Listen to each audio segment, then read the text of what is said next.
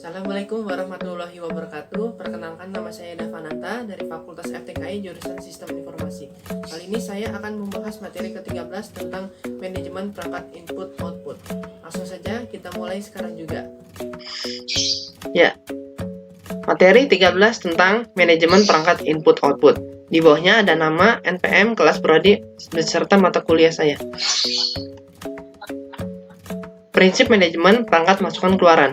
Ada dua sasaran perancang manajemen perangkat masukan keluaran, antara lain. Yang pertama, efisiensi. Merupakan aspek penting karena operasi masukan keluaran sering merupakan operasi yang menimbulkan bottleneck. Kedua, generalitas. Manajemen perangkat masukan keluaran selain berkaitan dengan simplisitas dan bebas kesalahan, juga menangani perangkat secara seragam, baik dari cara proses memandang maupun cara sistem operasi mengelola perangkat dan operasi masukan atau keluaran. Disebut device independence.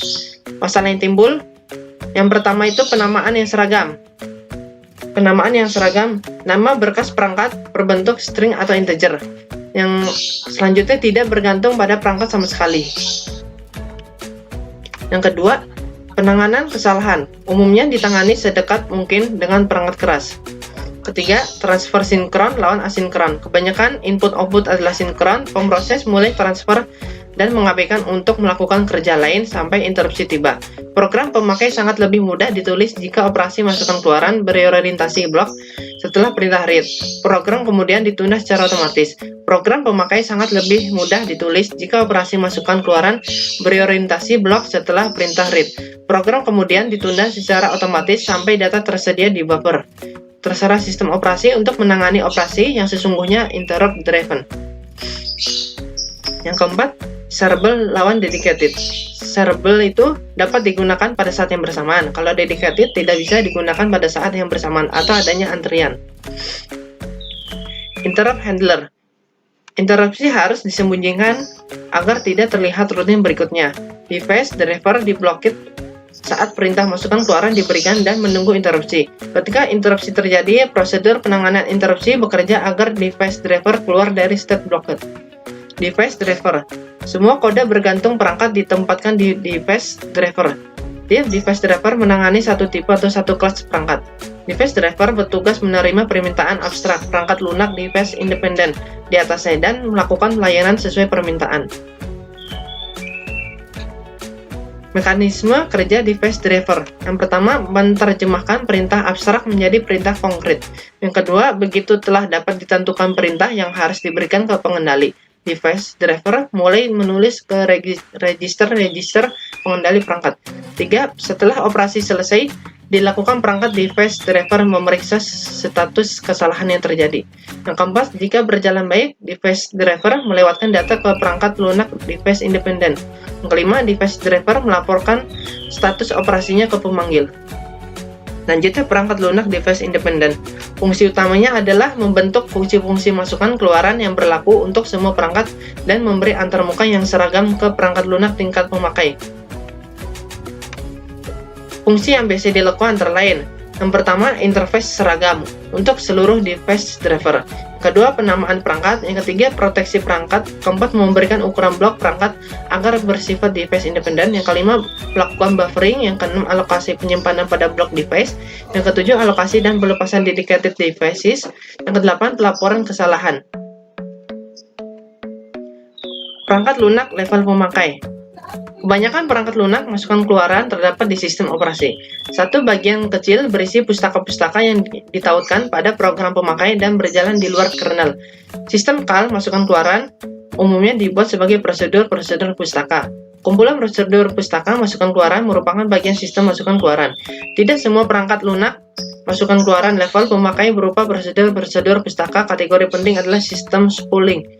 Spooling adalah cara khusus berurusan dengan perangkat masukan keluaran yang harus didedikasikan dedicated input-output devices pada sistem multiprogramming. Buffering masukan keluaran. Buffering adalah untuk melembutkan lonjakan-lonjakan kebutuhan pengaksesan masukan keluaran. Tujuan buffering adalah meningkatkan efisiensi sistem operasi dan kinerja proses.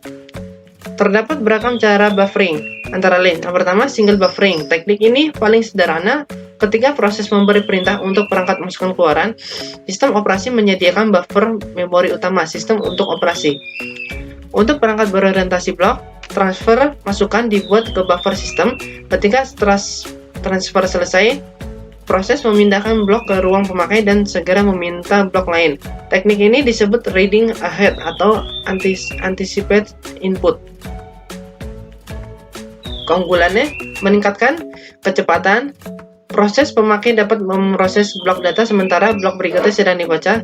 Sistem operasi dapat menswap keluar proses karena operasi masukan berada di memori sistem bukan memori proses pemakai. Kelemahannya, teknik ini merumitkan sistem operasi karena harus mencatat memberikan buffer-buffer sistem ke proses pemakai. Logika sweeping juga dipengaruhi. Untuk perangkat berorientasi aliran karakter. Pertama, operasi align at time, cocok untuk terminal mode gulung, scroll terminal atau dump terminal. Masukan pemakai adalah satu baris per waktu dengan carriage return penandai akhir baris. Keluaran terminal juga berupa yaitu satu baris per waktu. Pada line at time, buffer digunakan untuk menyimpan satu baris tunggal. Proses pemakai ditunda selama masukan menunggu kedatangan satu baris seluruhnya. Untuk keluaran, proses pemakai menempatkan satu baris keluaran pada buffer dan melanjutkan pemrosesan. Proses tidak perlu suspend kecuali bila baris kedua dikirim sebelum buffer dikosongkan. Contohnya, line printer. Yang kedua, operasi wait at time. Digunakan untuk terminal mode form di mana tiap ketikan adalah penting dan untuk peripheral lain seperti sensor dan pengendali. Pada wait at time, interaksi sistem operasi dan proses pemakai mengikuti model producer consumer. Selanjutnya yang kedua, double buffering. Proses dapat transfer dari satu buffer sementara sistem operasi mengosongkan atau mengisi buffer lain. Teknik ini disebut double buffering atau buffer sweeping. Untuk berorientasi aliran karakter, model line at time. Proses pemakai tidak perlu ditunda untuk masukkan untuk keluaran kecuali proses secepatnya mengosongkan buffer ganda. Mode byte at time. Buffer ganda tidak memberi keunggulan berarti atas buffer tunggal. Double buffering mengikuti mode producer consumer. Yang ketiga, circular buffering. Double buffering tidak mencukupi jika proses melakukan operasi masukkan keluaran yang berurutan dengan cepat. Masalah sering dapat dihindari dengan menggunakan lebih dari dua buffer. Ketika lebih dari dua buffer yang digunakan, kumpulan buffer itu sendiri diacu sebagai circular buffer. Tiap buffer individu adalah satu unit di circular buffer. Thank you. Demikian pembahasan materi ke-13 tentang manajemen perangkat input-output. Kurang lebihnya mohon maaf apabila masih terdapat kekurangan dalam pembahasan materi ke-13 ini.